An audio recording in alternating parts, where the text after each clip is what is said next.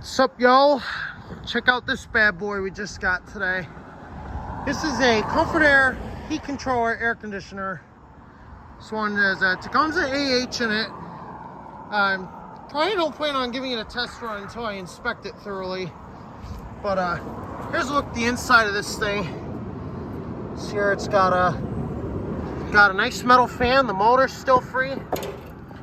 Look at the size of that compressor in there. That is a Tecumseh AH series reciprocating compressor.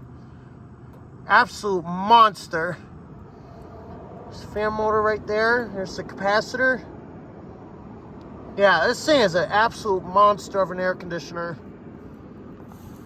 It's no wonder why they say these things will last. If we will look here, condenser coil is plugged up, so we are going to have to clean it. Yeah, here it is. This is my Comfort-Aire Quiet Master after acquisition. Waiting on payment. He's going to help me get this thing home. And I'm probably going to start work on it right away.